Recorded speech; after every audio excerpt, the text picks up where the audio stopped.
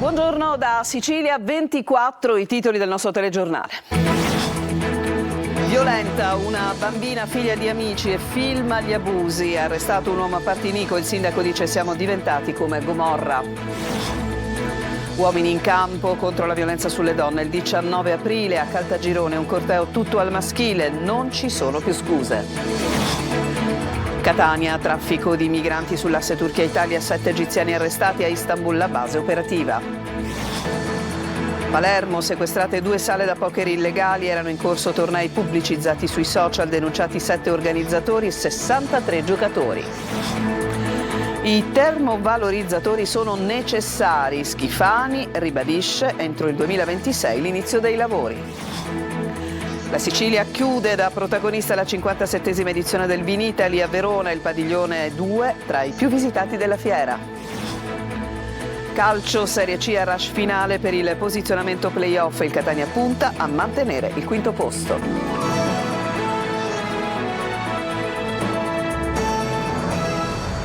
Ancora ben trovati e apriamo il nostro telegiornale con una notizia appena giunta a Palermo. Dalle prime luci dell'alba è in corso un'imponente operazione antimafia della polizia che sta interessando il mandamento della Noce, le tante famiglie mafiose che lo compongono. Sotto la lente di ingrandimento di investigatori e magistrati, le fibrillazioni di uno storico mandamento mafioso appunto di Cosa Nostra palermitana, che nel recente periodo è stato interessato da un riassetto organizzativo non privo di tensioni e contrasti tra fazioni legate rispettivamente all'ala tradizionale e a quella delle nuove leve della criminalità organizzata. E di questa vasta operazione vi riferiremo nei dettagli nella prossima edizione del nostro telegiornale. Violenta la figlia di amici e filma gli abusi sulla bambina. È stato arrestato un 46enne, il sindaco di Partinico dice la città è diventata come Gomorra. Marco Gullà. L'orco era amico di famiglia, era spesso in casa, dove ha abusato sessualmente per anni di una bambina. Questa terribile vicenda arriva da Partinico, in provincia di Palermo. I carabinieri hanno arrestato un palermitano di 46 anni, accusato di violenza sessuale aggravata e pornografia minorile. Secondo quanto messo in luce dalle indagini, l'uomo, amico di famiglia e assiduo frequentatore dell'abitazione della vittima, avrebbe approfittato anche di una condizione di particolare vulnerabilità della bambina, abusandone sessualmente in più occasioni. L'indagato avrebbe filmato gli abusi sessuali avvenuti a volte anche nella sua abitazione attraverso una telecamera nascosta, realizzando così diversi video pedopornografici che gli inquirenti hanno trovato nella sua disponibilità. La giovanissima vittima si trova ora al sicuro in una struttura protetta. Un'altra vicenda di cronaca che arriva quindi da Partinico. Il sindaco Pietro Rao è sconfortato e in una lettera indirizzata alla cittadina dice Partinico come Gomorra. Naturalmente questo segue ad altri fatti tragici delle ultime settimane, ci lascia veramente con l'amaro in bocca. Noi vogliamo costruire una città migliore per i nostri ragazzi, per i nostri figli, ce la stiamo mettendo tutta, però probabilmente il sistema sociale ha un cortocircuito. Noi abbiamo la necessità di capire, di intervenire e di fare tutto quello che è possibile fare. E dopo gli ultimi femminicidi, a scendere in piazza per dire no alla violenza sulle donne saranno gli uomini. L'iniziativa è stata lanciata da un avvocato di Caltagirone, se ne è parlato nel nostro focus di ieri. Adelaide Barbagallo. Non ci sono scuse, sfiliamo da maschi per diventare uomini. Toccato dagli ultimi femminicidi, quello di Sara a Messina e di Ilaria a Roma, Luca Cultrera ha deciso di lanciare l'iniziativa La Carovana degli Uomini per Bene per sabato 19 aprile a Caltagirone. Ospite del Focus di Telecoro, afferma che non devono più essere solo le donne a manifestare contro la violenza. Ma volevo che finalmente noi uomini potessimo avere la possibilità di dire il nostro no a ogni forma di violenza e di renderci forse protagonisti di un gesto che ha visto sempre o quasi sempre le donne lasciate da sole. Il problema è di noi uomini, afferma Goffredo D'Antona. La mia colpa, voglio fare non è questo, è quasi di essere uomo. La mia colpa essenziale è di non capire quello che noi uomini stiamo facendo. La violenza delle donne è degli uomini. Per Maria Celeste Celi serve educare i ragazzi e le famiglie e invoca un'attenta campagna di comunicazione. L'aumento dei femminicidi è anche dovuto a una comunicazione errata. Questa volta la chiamata arriva da uomini ad altri uomini per una presa di coscienza forte e collettiva. Traffico di migranti sull'asse Turchia-Italia, 7 gli egiziani arrestati, destinazione finale degli sbarchi, le coste siciliane e calabresi. Tonino De Mana. Chi poteva accedere a questo tipo di trasporto era una persona che aveva in grado di raccogliere anche in ambito familiare una cifra ragguardevole. Le parole di Vincenzo Nicolì, direttore dello SCO, non lasciano spazio ad interpretazioni. Qui c'è di mezzo un'organizzazione ben strutturata economicamente, altro che viaggi della speranza con le cosiddette carrette del mare, che salpano dal Nord Africa. La nuova rotta dell'immigrazione emersa nell'operazione El Rais della Procura di Catania è sull'asse Turchia-Italia, con un sodalizio che operava tra Egitto, Turchia, Grecia e naturalmente Italia. 7 gli egiziani arrestati, per gli altri 8 bisognerà attendere complesse procedure burocratiche con stati extraeuropei come Turchia, Oman, Albania ed Egitto. Capo dell'organizzazione Assad Ali Guma Kodir, detto Abu Sufyan, ritenuto uno dei principali player di questo sistema di trasporto di migranti dall'Asia Minore all'Europa. Base operativa e logistica Istanbul. Da qui partivano i van carichi di migranti per i porti di Izmir, Bodrum e Marmaris, con rotte prestabilite e destinazioni in Calabria, Crotone e Roccella ed in Sicilia, con sbarchi ad Augusta e Portopalo di Capopassero. Sotto la lente degli investigatori 18 viaggi e presumibilmente un naufragio. Noi consideriamo che nel periodo delle indagini, durate circa un paio d'anni, 1 anno e mezzo, 2 anni, il giro d'affari sia stato pari a circa 30 milioni di euro. E considerate che questo tipo di viaggi è più costoso di quello dei disperati che attraversano il Mediterraneo centrale. Qui parliamo per ogni persona di circa $10.000 o 10.000 euro. Intanto gli 88 migranti soccorsi nel Mediterraneo centrale dalla Humanity One sono approdati nel porto di Genova. Sequestrate a Palermo 2 sale da poker non autorizzate nei quartieri Calza e Malaspina, all'interno delle quali erano in corso dei tornei illegali di Texas Hold'em pubblicizzati sui social. Denunciati 7 organizzatori dei tornei e anche 63 giocatori. Simona Mazzone.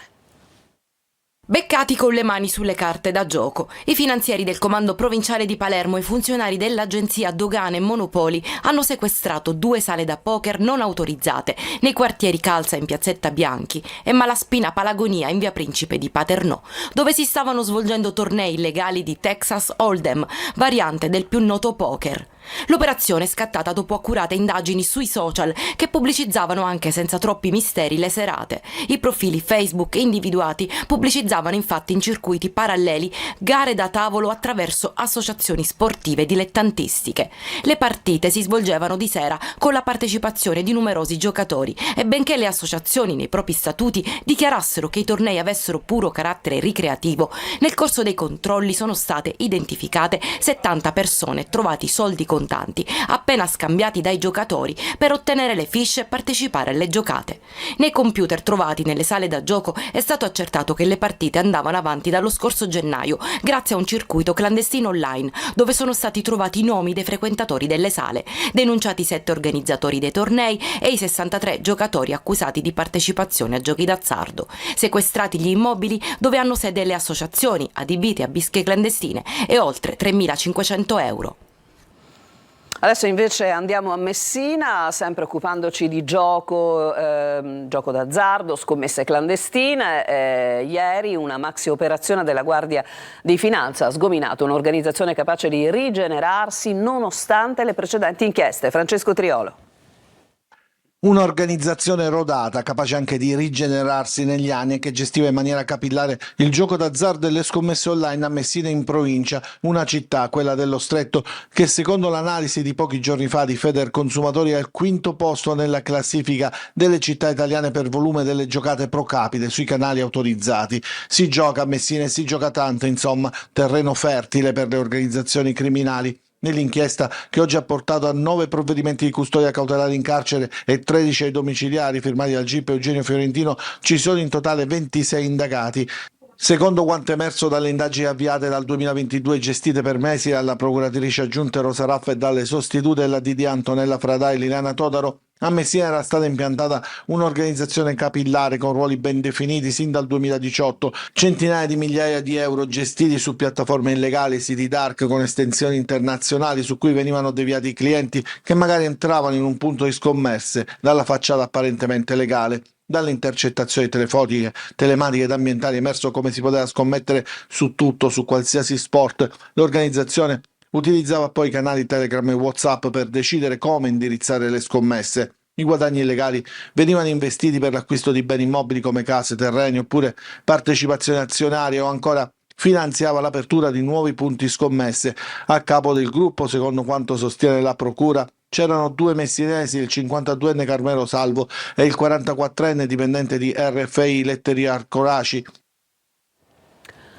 Adesso ci occupiamo di termovalorizzatori. Per il presidente della regione Schifani sono necessari e ha dato un appuntamento, il 2026, per l'inizio dei lavori. Sentiamo. Sono ormai pronti e andranno in pubblicazione a breve i bandi per la progettazione dei termovalorizzatori in Sicilia. 2 impianti, uno a Palermo a Bellolampo e uno a Catania nell'area industriale, che saranno realizzati con 800 milioni di euro dei fondi di coesione, soldi pubblici dunque. A confermare l'avanzamento del cronoprogramma è il presidente della regione, che fornisce anche alcuni numeri sull'attuale costo esorbitante dello smaltimento dei rifiuti all'estero. Da molto tempo la nostra regione spende oltre 100 milioni di euro all'anno per esportare rifiuti all'estero, dove vengono inceneriti. È una situazione che non possiamo più accettare. Il presidente Schifani risponde anche alle preoccupazioni di chi teme che i termovalorizzatori siano pericolosamente inquinanti. Questi impianti di ultima generazione avranno un impatto ambientale pari a 0 e garantiranno la massima sicurezza per i cittadini. Tutto sarà fatto con la massima attenzione, trasparenza e rispetto per l'ambiente e la salute pubblica. Infine i tempi. Fra gara di progettazione e assegnazione dei lavori bisognerà attendere settembre dell'anno prossimo per l'avvio reale delle opere. Entro settembre 2026 l'inizio dei lavori che dureranno 18 mesi. È il momento di guardare avanti per costruire una Sicilia più moderna, sostenibile ed anche capace di affrontare il futuro con fiducia. A conti fatti, gli impianti dovrebbero entrare in funzione nel primo semestre del 2028. Adesso ci fermiamo, c'è una pausa, torniamo tra poco.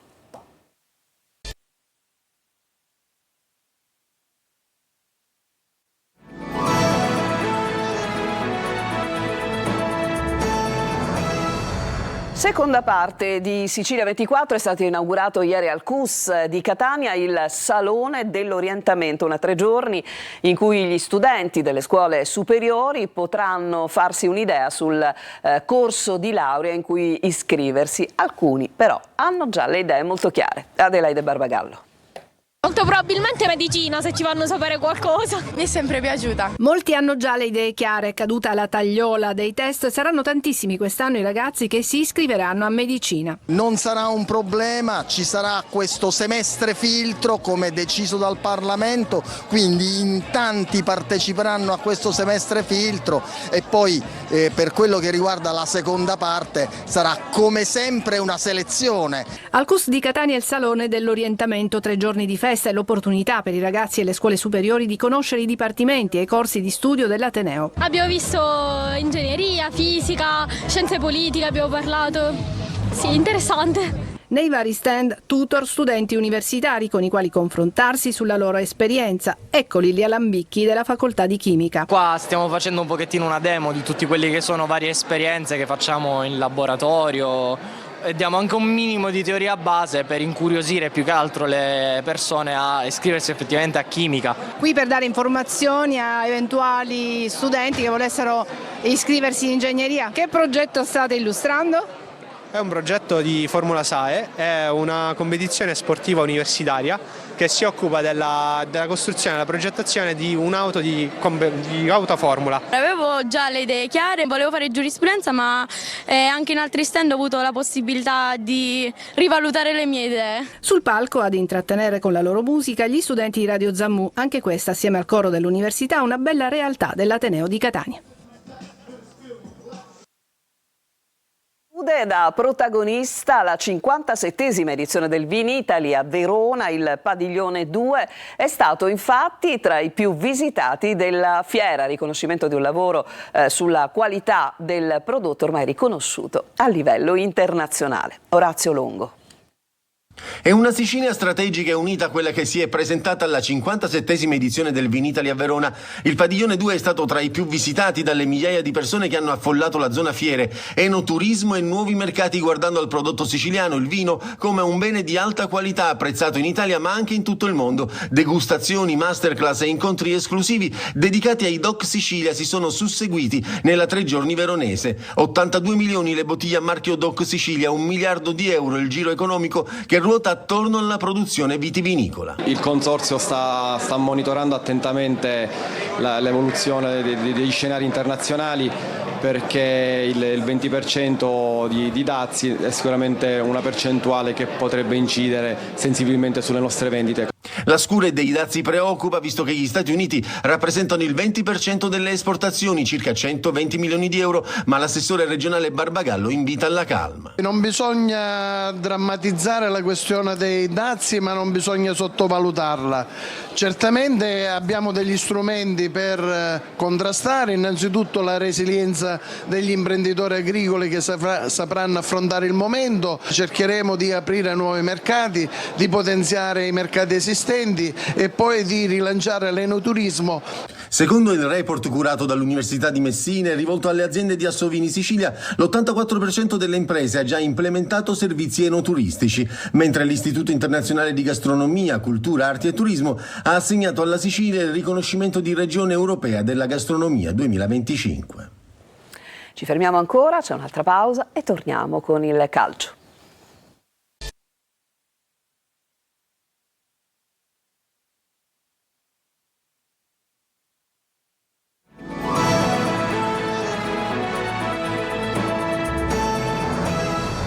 Siamo al calcio Serie C, ultime 3 giornate della stagione regolare, siamo dunque alla rush finale per il posizionamento nella griglia dei play-off, ma il Catania, lo ricordiamo, giocherà solo 2 partite, in un turno dovrà riposare e punta a conservare il quinto posto nonostante le avversarie siano di valore. Marco Carli. 3 partite, solo per qualcuna, per altre sono 2, alla fine della stagione regolare. La corsa verso il miglior piazzamento nella griglia dei playoff. Il Catania al momento è quinto col Picerno. Arrivare in quinta posizione sarebbe un ottimo risultato perché significherebbe avere la certezza di giocare in casa il primo e il secondo turno, entrambi in gara unica, della fase del girone dei playoff, con la possibilità di arrivare alla fase nazionale con 2 pareggi al 90°. I rossazzurri nella regular season giocheranno solo 2 gare, riposeranno nel turno pasquale quando avrebbero dovuto affrontare il Taranto escluso dal torneo. 2 trasferte per De Rose e compagni a Cava dei Tirreni con la Cavese impegnata a conquistare un posto nei playoff e una probabilmente decisiva con il Potenza. Come si vede dalla grafica, 4 squadre in un punto, anche il Picerno come il Catania giocherà solo 2 gare, 3 invece per Benevento e Potenza. Una corsa vincente a cui il Catania partecipa con merito per quello che ha fatto nelle ultime partite, anche se la sconfitta con l'Avellino ha mostrato, come ammesso da Toscano, che il Catania deve ancora crescere in vista degli spareggi promozione. Ma i rossazzurri, va anche detto, nel primo tempo hanno retto benissimo il campo con la capolista. In settimana Inglese avrà la possibilità di mettere altra benzina nelle gambe, così come Dal Monte. Nella partita di Cava dei Tirreni, che Telecolor sabato trasmetterà in diretta in chiaro, non ci sarà Di Tacchio squalificato, pronto Quaini. Il Catania, dopo lo stop con l'Avellino, vuole subito riprendere a correre. E con questo servizio si chiude questa edizione di Sicilia 24. Vi ricordo il prossimo appuntamento con il telegiornale su questa rete alle 14. Adesso vi lascio con Lorena Dolci per la rassegna stampa. A tutti una buona giornata.